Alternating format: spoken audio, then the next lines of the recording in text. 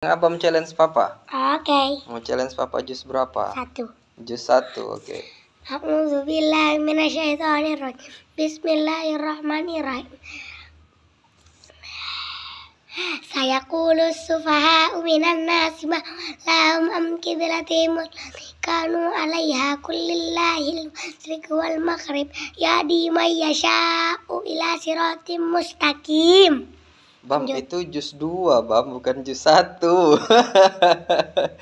Bapak sambung ya. Al-Baqarah aja lah pokoknya. Iya, tapi itu tadi jus 2, bukan jus 1. Lawak ini. Oke, tapi Papa sambung. Wa kadzalika ja'alnakum ummatan wasatan litakunu syuhada'a 'ala.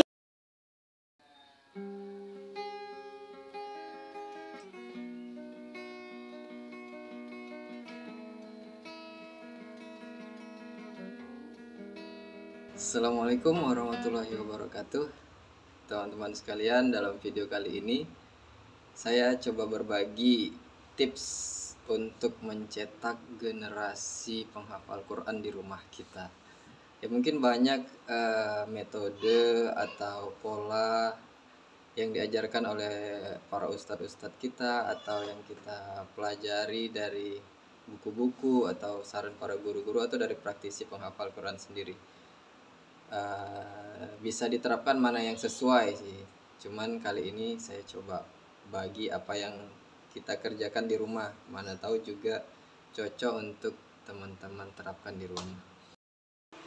Baik, secara garis besar ada 3 tahap atau 3 keadaan yang sangat perlu kita pahami untuk bisa mencetak generasi penghafal Quran kita di rumah. Yang pertama adalah persiapan ya.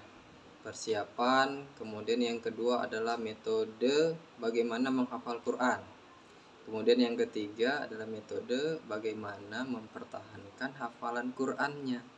Nah, 3 metode ini sangat penting untuk kita pahami dengan baik agar tujuan kita untuk mencetak generasi penghafal Quran di rumah bisa kita terapkan dengan baik.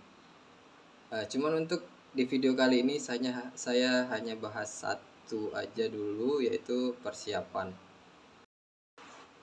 Pada fase persiapan ini saya membaginya pada 4 hal yang perlu diperhatikan. Yang pertama itu adalah persiapan diri, kemudian persiapan pasangan, karena kita sendiri tanpa pasangan nggak bisa mencetak generasi penghafal Al-Quran ya.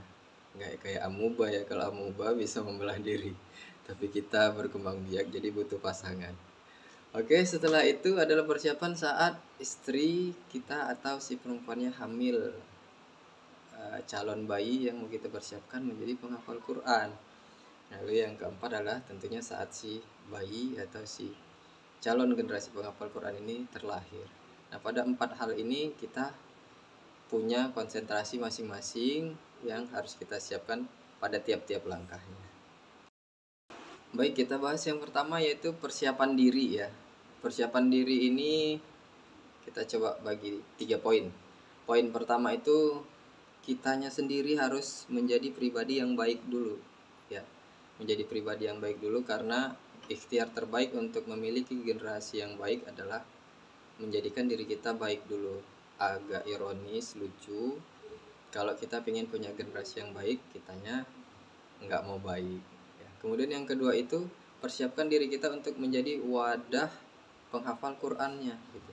Quran adalah hal-hal baik ya, segala yang baik yang datang dari Rabb kita, maka yang baik tidak akan bercampur dengan yang buruk. Kita harus mempersiapkan diri kita siap untuk menjadi wadah penampung Al-Quran, sehingga Al-Qurannya bisa masuk ke dalam diri kita. Ya, jangan sampai terlalu banyak yang buruk di dalam diri kita nggak kita buang. Yang baik ini jadi sulit untuk masuk kalau tidak kita persiapkan diri kita menjadi wadah yang baik untuk Al-Quran.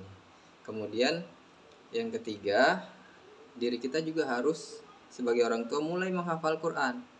Ya mungkin kita dengan keterbatasan kita ya, mungkin usia atau kita pun sudah sibuk bekerja dan sibuk yang lainnya, tapi kita pun harus mencoba menghafal Al-Quran. Bukan kuantitasnya, kita nggak penting bisa menghafal berapa banyak, tapi adalah effort kita untuk menghafal Quran tersebut.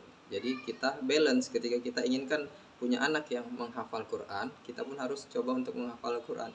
Seberapa yang kita mampu, siapkan waktu, siapkan tenaga, energi. Satu hari itu bisa berapa, atau seminggu bisa berapa, dengan metode yang terserah lah, sesuaikan dengan kegiatan kita masing-masing. Tapi kitanya juga harus sudah mulai menjadikan pribadi kita penghafal Al-Quran ya.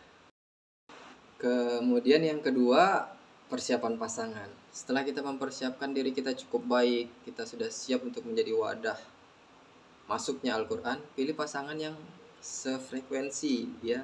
Jangan kitanya berusaha habis-habisan untuk menjadi pribadi yang baik, lalu pilih pasangannya yang tidak baik. Nah, ini akan bertolak belakang, tidak sevisi dan tidak semisi. Pilih pasangan yang baik ya. Yang paling penting, kalau laki-laki kita lalu memilih pasangan perempuan, pastikan si perempuannya cukup memadai untuk kita didik menjadi sebuah madrasah, di mana madrasah inilah nanti yang akan mendidik calon anak-anak kita menjadi pribadi-pribadi penghafal Quran tadi. Jadi intinya si pasangan harus sevisi dan semisi dengan kita untuk mencetak generasi yang Qurani. Lalu dia juga siap untuk menjadi madrasah yang mendidik anak-anak di rumah untuk menjadi penghafal Quran. Lalu yang keempat, saat hamil. Saat hamil sedikit aja mungkin yang selama ini kita praktekkan, yaitu pertama, selalu mendengarkan murotal di rumah. Jadi si ibu yang sedang hamil dimanapun sebisanya semaksimalnya mendengarkan murotal Al-Quran. Lalu si ibu juga mulai menghafal Al-Quran. Nggak harus banyak, tapi harus membiasakan, karena kan si bayi di dalam perut mengikut apa yang dikerjakan ibunya. Jadi ibunya coba menghafal Al-Quran sedikit-sedikit, mulai jadi penghafal Al-Quran. Menghafal Al-Quran itu nggak harus, oh aku harus hafal 1 juz dong, aku harus hafal 2 juz. Enggak.